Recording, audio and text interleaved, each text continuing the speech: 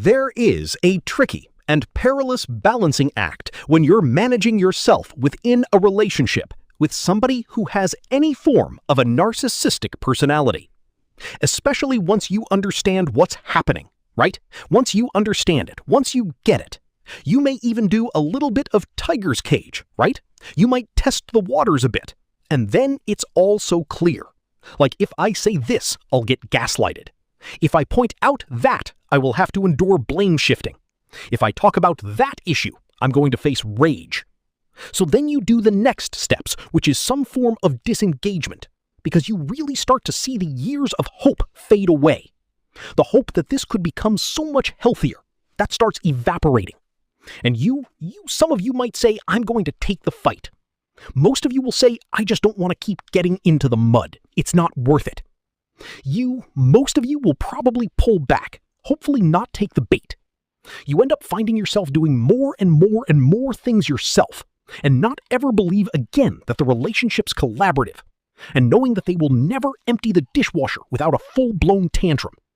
You will hopefully share more of your emotional life in safe spaces, such as friends or therapy or other close people, but not in the relationship. You'll stop explaining yourself. You won't defend yourself. And if you do those things in general, it's quite possible that the volume could come down in the relationship until it doesn't. Well, you did good. Because if you were able to do that, disengage a bit, bring down the volume.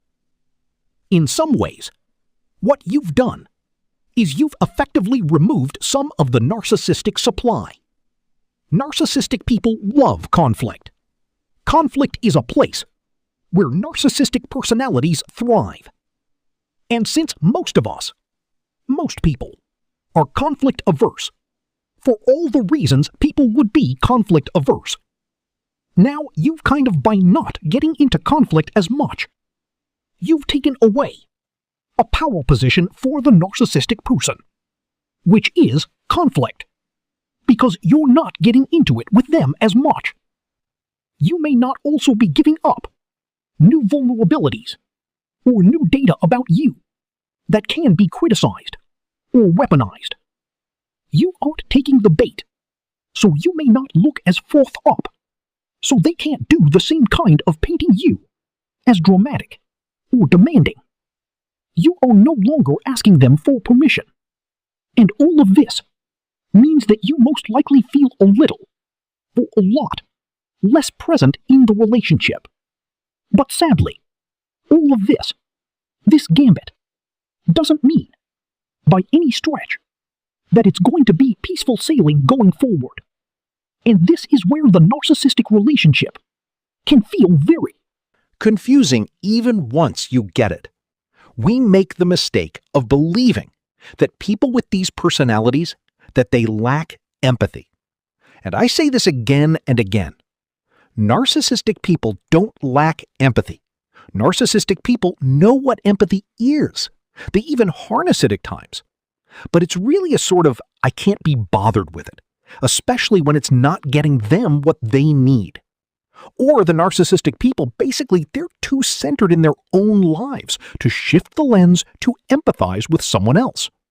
And this sort of incapacity to be empathic is really magnified when they are not in a good mood. A well-supplied narcissist can often look relatively empathic, frankly. So, with that wrong assumption that narcissistic people lack empathy, we can actually be a bit shocked when our shift in engaging with them, or even our shifting general energy in the relationship, is actually spotted and noticed by the narcissistic person. We think to ourselves, they've never noticed a damn thing about me in this relationship, except maybe in the first month. They don't notice that I'm sad, they don't know that I'm happy, they don't notice that I need something, nothing. And now they're noticing that I actually stepped back? Like, what the actual is? What goes through people's minds? Well, narcissistic folks, and particularly those with vulnerable narcissistic styles, more of the negative emotions, or what we see here, like sadness or anxiety, Vulnerable narcissistic people have a really pronounced sense of grievance, victimhood, sullenness, petulance, disenfranchisement. They constantly feel put upon by the world and other people. They're passive-aggressive more than overt aggression, more silent treatment, less loud tantrums kind of thing. They have very flimsy self-esteem based almost entirely on what other people think, so it just goes up and down like an EKG. They can have some social anxiety and even social awkwardness. There can be irritability, suspiciousness, lots of oppositionality. You can't make me do that. I don't have to do what you tell me to. I have freedom. You can't force me to do anything. You know the whole shtick, right?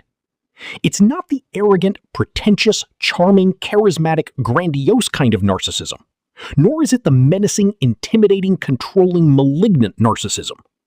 And the vulnerable relationship with a vulnerable narcissistic person, again, it can be very, very challenging and tricky, because not only do vulnerable narcissistic people not feel scary, most of the time you feel bad for them.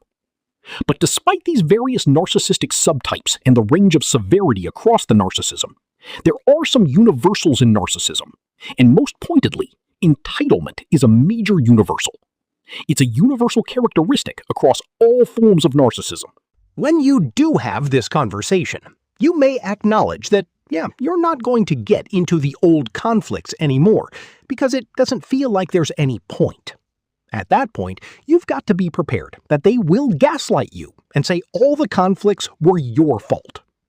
You may choose the one point in this conversation that feels important for you to make. Perhaps the one thing you're like, if this person would just do a little bit more around the house, and just stay focused on that point, it's probably not going to yield much. But then, at least, you aren't trying to have a conversation about something completely unchangeable, which is their personality. You're not trying to make them understand things, comprehend things. You're just trying to see if you can get on something that resembles a schedule on trash cans or lawn, on doing the lawn. But when you get one of these texts, or they say something like that to you, when you are sort of disengaging a bit and trying to heal and not taking the bait, it absolutely can feel like you can't win, because you can't. Again, when it comes to trying to make one of these relationships with a narcissistic person function normally, it can't be done. So I hope you'll give yourself permission to stop trying. Thanks.